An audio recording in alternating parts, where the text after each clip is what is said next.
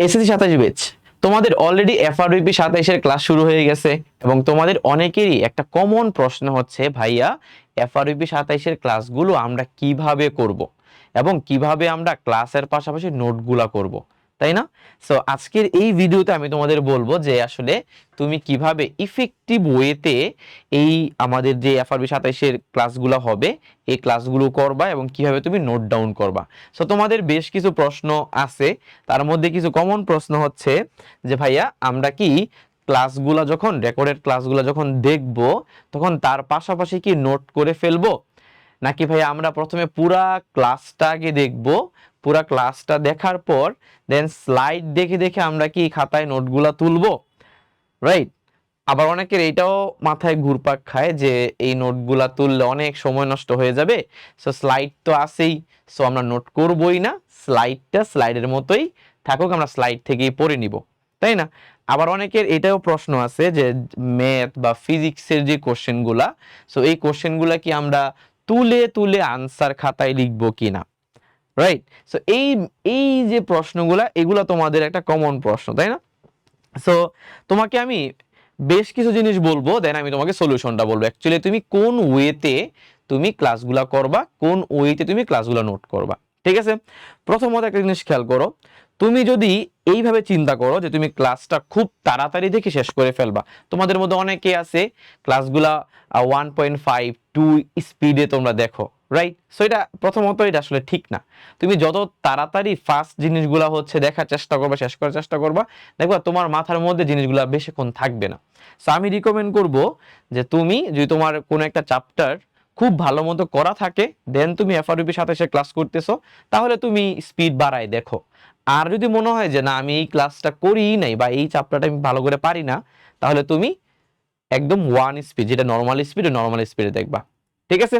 আচ্ছা, এবার আসো, প্রথমত তুমি যদি পুরা ক্লাসটা দেখো এবং কোনো ধরনের নোট না করো, এবং তুমি যদি এটা চিন্তা করো যে তুমি একদম সবার শেষে গিয়ে যা স্লাইড পড়ে ফেলবা, এইটা তোমাকে কোনোভাবেই ইফেক্টিভ ওয়েতে ওই চ্যাপ্টারটা তোমাকে শেষ করতে হেল্প করবে না। তুমি শুধুমাত্র ক্লাস দেখতেছো, তুমি সবই বুঝবা, বাট তোমার ব্রেইন কিন্তু প্রসেস করতেছে না। একটা ম্যাথ করাচ্ছে সাথে সাথে তুমি আরেক ম্যাথে চলে গেছো, তুমি লিখতেছো না, তোমার ব্রেইন দিয়ে প্রসেসও করতেছো না। সো তুমি কিছুক্ষণ পর জিনিসগুলো ভুলে যাবা, পুরো কনসেপ্টটাই ভুলে যাবা। তাহলে আমি তোমাকে প্রথমেই বলে দেই, তুমি কখনো নোট করবা না, এই জিনিস সাথে বিশ্বাসই করবা না, মানে স্লাইড দেখে দেখে পড়ে ফেলবা, এটাতে যাবাই না। তোমাকে অবশ্যই নোট ডাউন করতে হবে, ঠিক আছে? এখন নোট ডাউনটা ভাই কখন করব? ক্লাসের প্রথম থেকে শুরু করব নাকি একদম ক্লাস শেষে স্লাইড দিয়ে করব? এই যে স্লাইড দেখে করা, এইটাও করবা না। কারণ কি জানো? কারণ ওই যে বললাম, তুমি যখন একটা ম্যাথ, ফিজিক্সের ম্যাথ হোক কিংবা ম্যাথের ম্যাথ হোক, যখন ম্যাথটা করতে মানে বুঝতেছো, বুঝার পরে একটু পজ দিয়ে তারপর তুমি হচ্ছে ম্যাথটা খাতায় লিখবা। এবং এই ক্ষেত্রে সবচেয়ে ভালো হয় যদি তুমি ম্যাথটা প্রথমে বুঝার পর দেন পজ দিয়ে আনসারটা না দেখে খাতায় নিজে নিজে করার চেষ্টা করা, তাহলে তোমার একবারেই প্রিপারেশন হয়ে যাবে। হয়তোবা তোমার সময় এখানে একটু বেশি লাগতেছে, কিন্তু আলটিমেটলি তোমার পড়াটা ভালো করে হয়ে যাচ্ছে। আর তুমি যদি পুরা জিনিসগুলো আগে দেখো, তারপরে স্লাইড দেখে নোট করার চেষ্টা করো, দেখবা তোমার ব্রেইন সবসময় জিনিসগুলো নিতে পারবে না। সো আমি তোমাকে ক্লাসের সবার পরে নোট করবা এইটাও প্রিফার করতেছি না। তোমাকে যেটা করতে হবে, ক্লাসের সাথে সাথেই নোটটা করতে হবে। তুমি দেখলা একটা ম্যাথ করছো, মানে একটা ম্যাথ ভাইয়া সলভ করাইছে, তুমি ভিডিওটা পজ দেওয়ার পর তুমি যে দেখেই নোট করবা, জিনিসটা এটা কইরো না। কারণ তুমি তো ম্যাথটা বুঝতে পারছো, রাইট? সো এখন তোমার হচ্ছে করার বিষয়। সো করার সময় তুমি কি করবা, উপরে কোশ্চেনটা যেটা, ওই কোশ্চেন দেখে নিজে নিজে সলভ করার চেষ্টা করো। তোমার এই ক্ষেত্রে একটু সময় বেশি লাগবে, বা যা পড়বা তুমি ভাই একদম সলিড পড়বা। বুঝতে পারছো? ক্লিয়ার? এবার এটা তাহলে আমাদের প্রথমে গেল যে ক্লাসের সাথে সাথে আমরা নোটগুলো করে ফেলবো। ওকে, দেন সেকেন্ড হচ্ছে আমরা যে কোশ্চেন তুলবো কি তুলবো না। দেখো, তুমি যদি কোশ্চেন খাতার মধ্যে তুলতে যাও, তুললে ভালো, মানে তুললে কিন্তু তোমার একবারে জিনিসগুলা তুমি এসএসসি পরীক্ষার সময় যখন সলভ করতে যাবা, তখন দেখবা যে তোমার একবারে কাজটা হয়ে গেছে।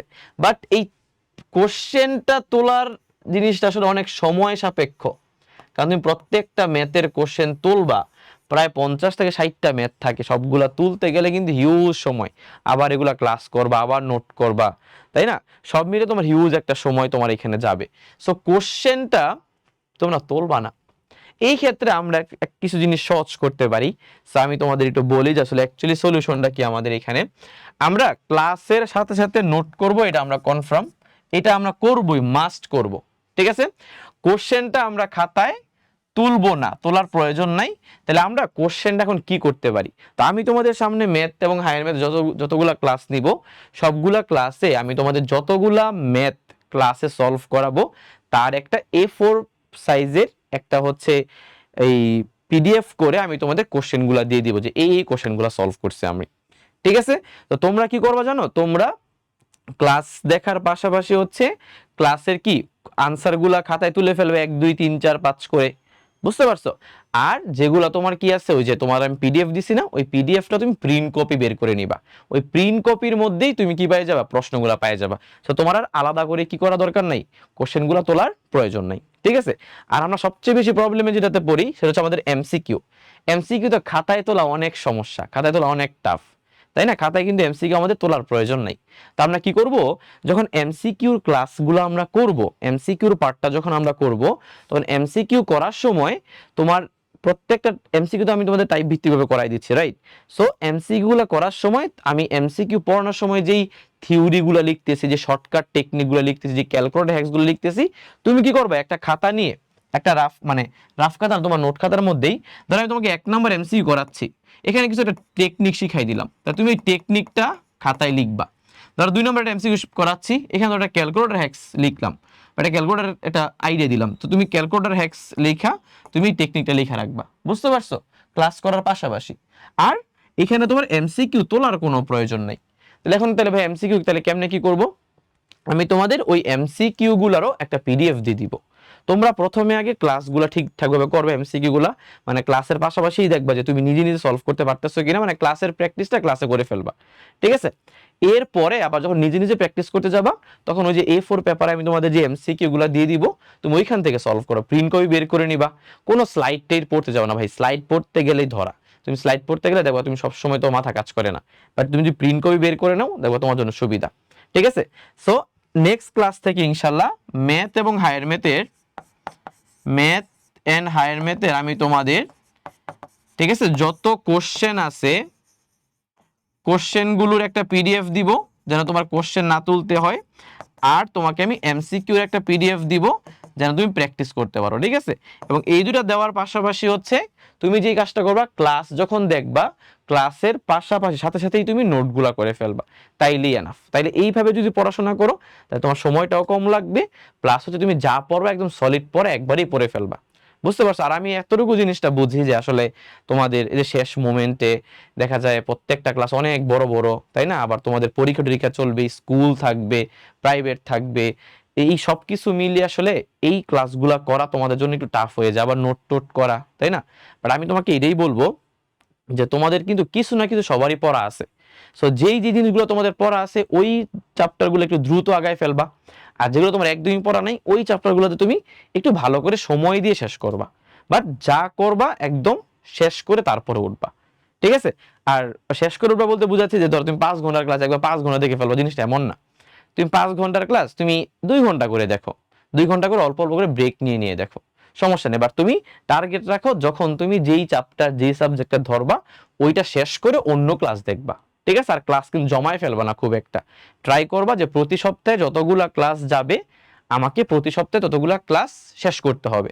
ধর আজকে ম্যাথের ক্লাস আপলোড হয়েছে, তুমি ম্যাথের 5 ঘন্টা ক্লাস দেখতে পারো নাই, ঠিক আছে? তোমার কিছু ক্লাস জমে গেছে, এখন কালকে আবার নতুন ক্লাস আপলোড হবে, তুমি ট্রাই করবা এরকম ক্লাস যতগুলোই আপলোড হোক না কেন, যতগুলোই তোমাদের কাছে যাক না কেন রুটিন অনুসারে, প্রতি সপ্তাহেরটা যেন সপ্তাহে শেষ করতে পারো, সপ্তাহেটা যেন সপ্তাহে শেষ করতে পারো, বুঝতে পারছো? ক্লিয়ার?